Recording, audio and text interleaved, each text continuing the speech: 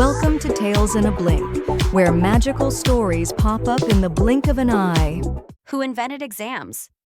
Exams, just the word is enough to make students everywhere groan. The stress, the sleepless nights, the pressure of one piece of paper deciding everything. But have you ever stopped to ask, who actually invented exams, and why did they do this to us? Stick around because the truth behind exams is way more fascinating and bizarre than you think. Let's start with you. What's the hardest exam you've ever taken? Drop it in the comments. Let's see who survived the toughest test. Welcome back. Let's rewind back over 1,300 years to ancient China during the Sui dynasty around 605 AD. This is where the world's first formal exam system was born.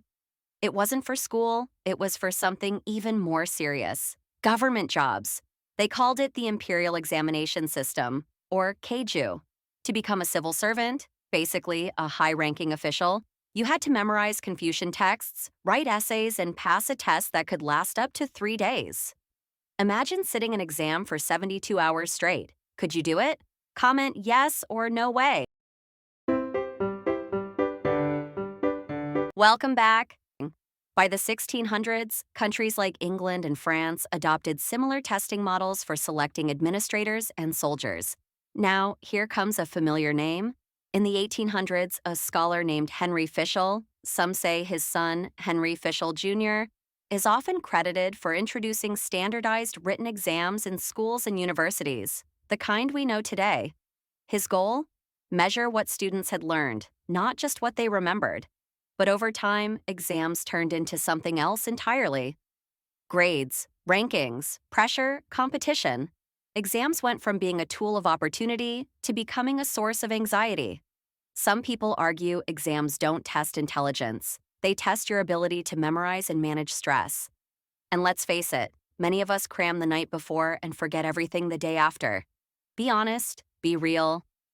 Have you ever pulled an all-nighter before an exam? Type guilty or never in the comments. Welcome back. Today, educators around the world are experimenting with better, fairer ways to test knowledge. Open book exams, oral assessments, project-based learning, real-world problem-solving exams are evolving, slowly but surely. The truth is, no single test can define your potential. Your creativity, curiosity, and kindness. No exam can grade that. So, who invented exams? Ancient China may have started it, and others may have perfected it.